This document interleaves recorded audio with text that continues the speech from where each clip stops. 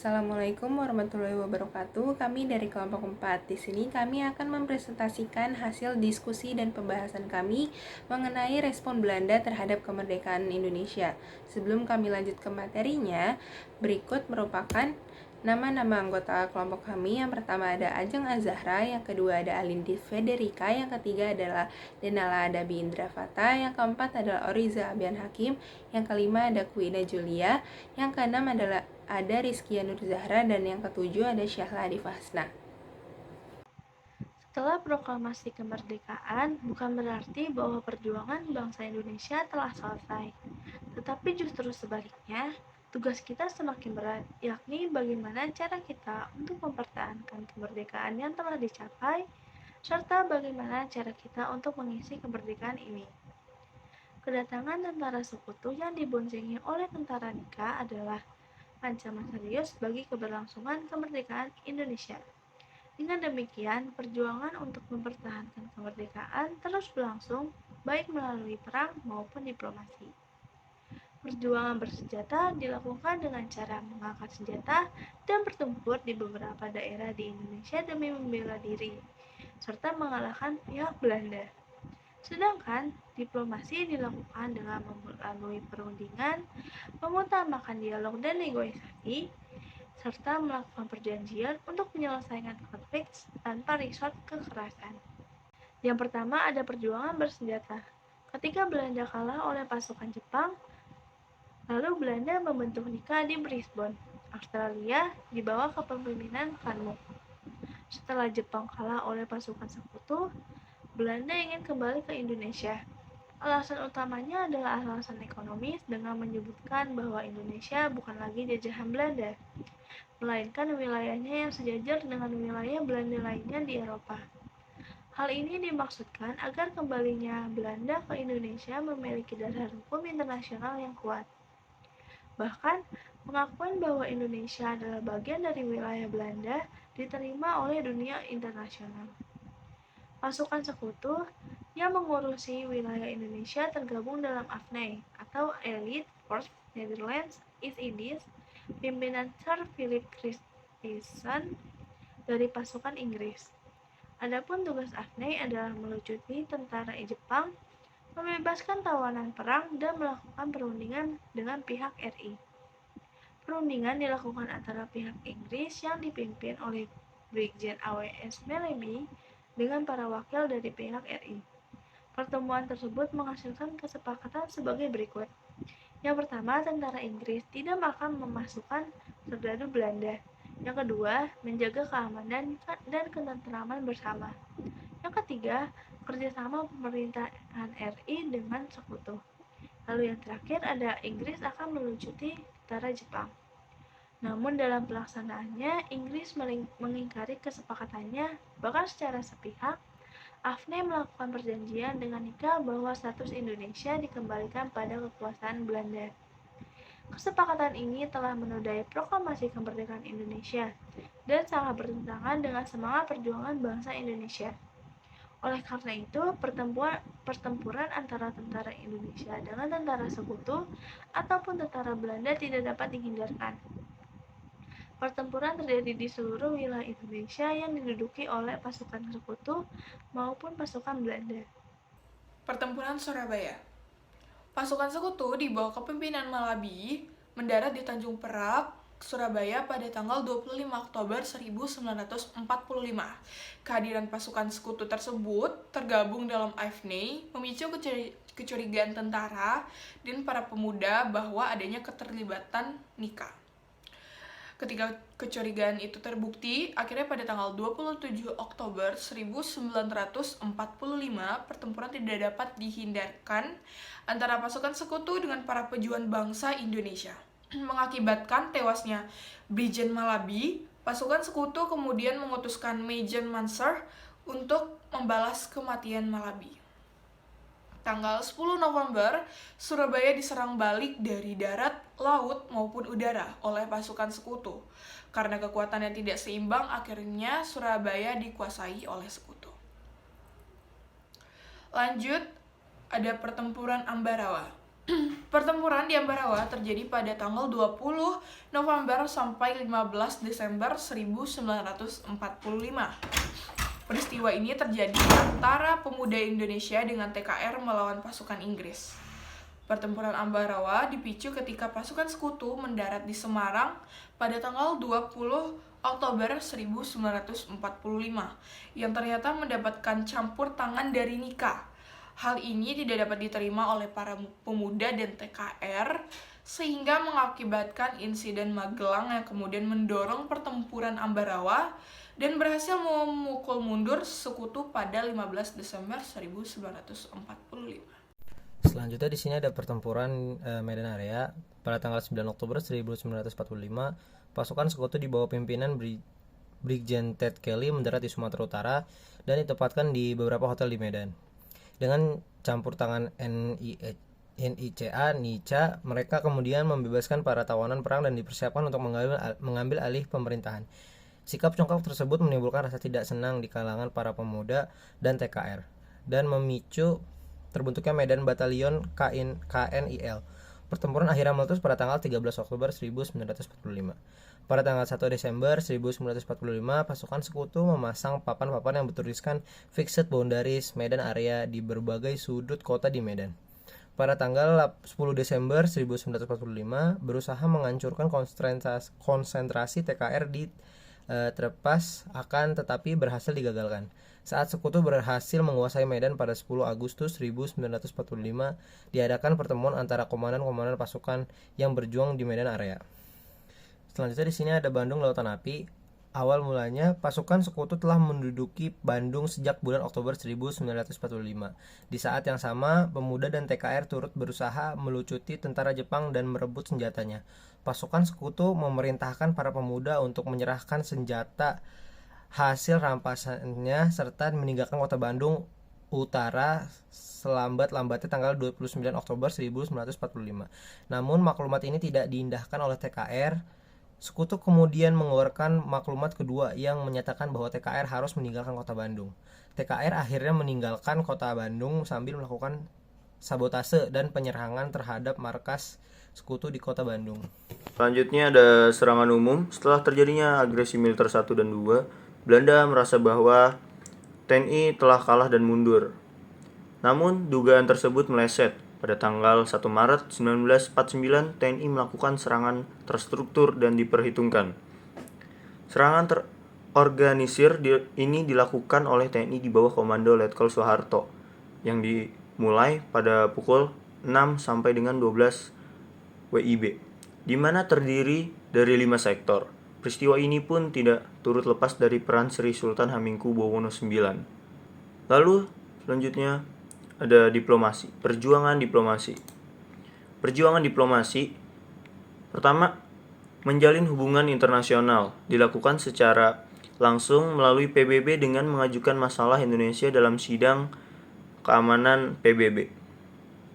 Dan secara tidak langsung dengan membina hubungan yang baik dengan negara-negara yang dapat mendukung dalam persidangan di PBB. Yang kedua, Perjanjian Linggarjati yang dilaksanakan pada 15 November 1946.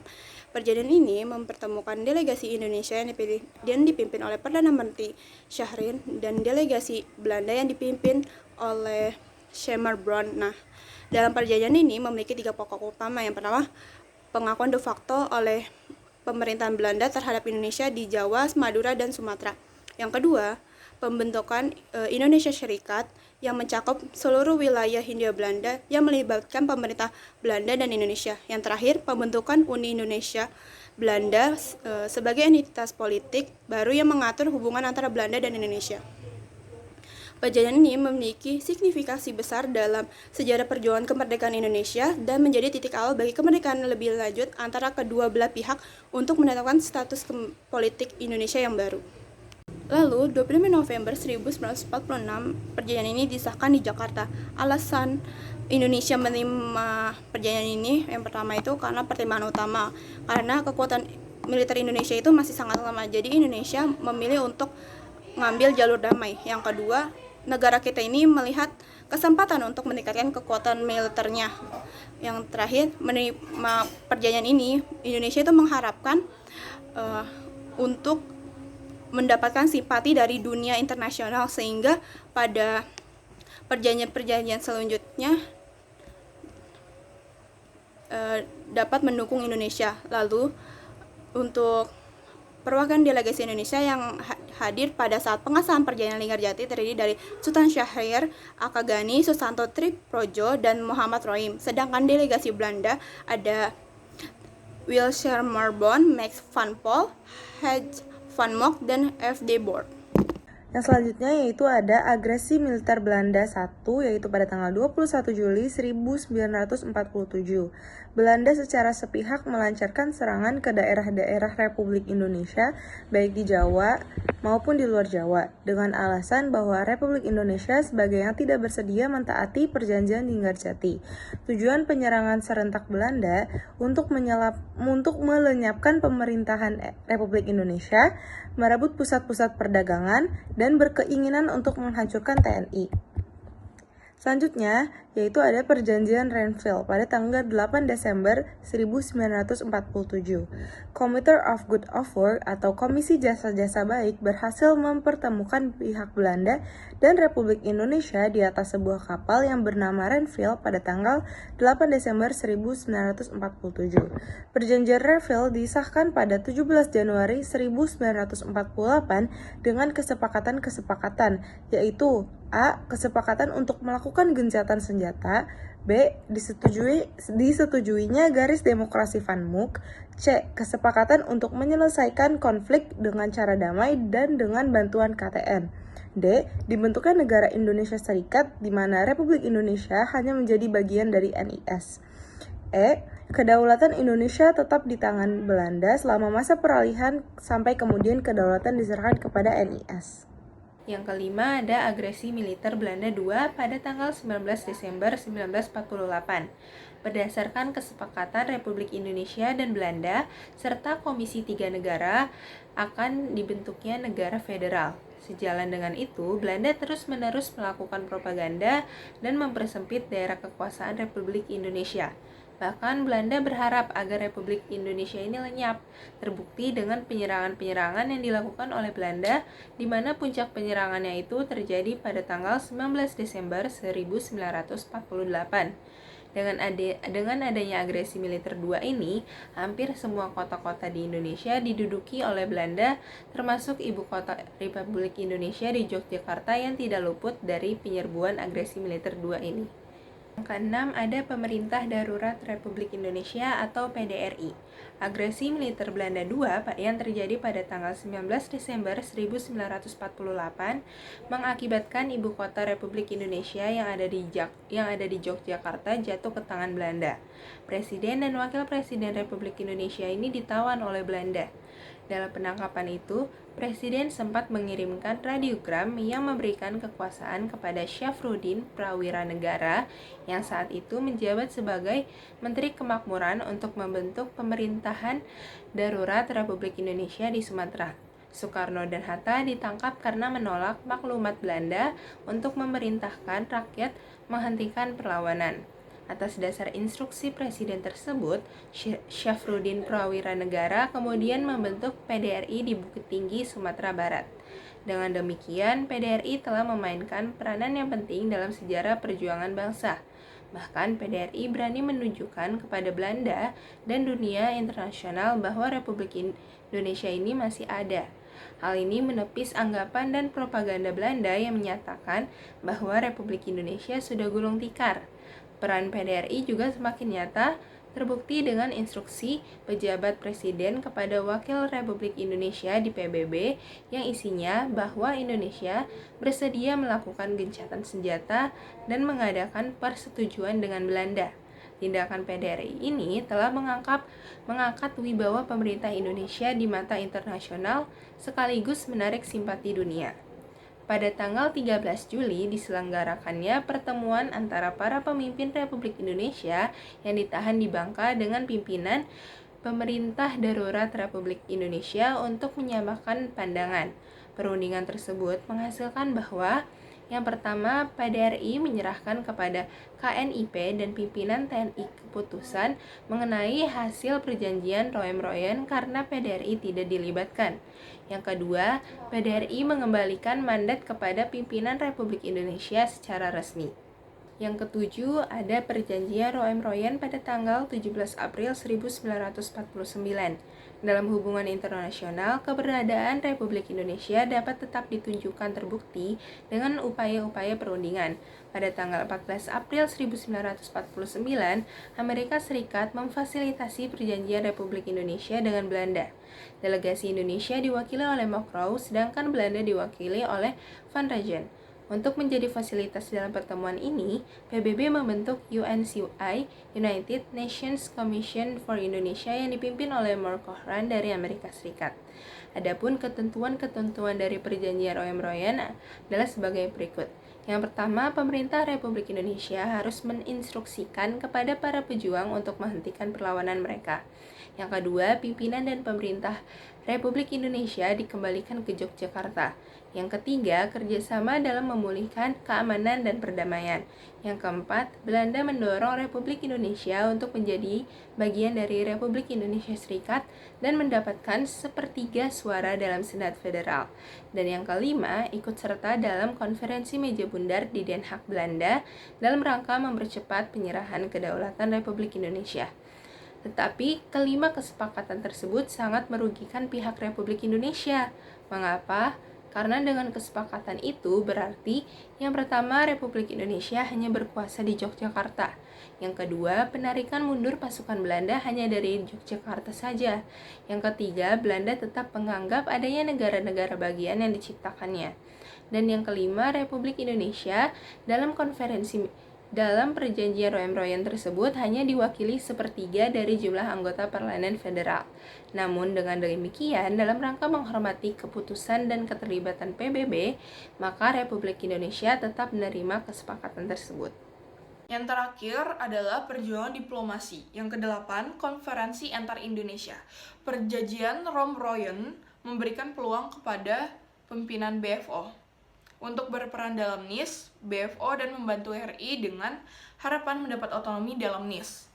Konferensi antar Indonesia di Jakarta pada tanggal 30 Juli sampai 2 Agustus 1949 menghasilkan keputusan penting terkait pembentukan NIS dalam KMB. Konferensi antar Indonesia ini dihadiri oleh para pemimpin RI dan BFO yang menghasilkan keputusan sebagai berikut.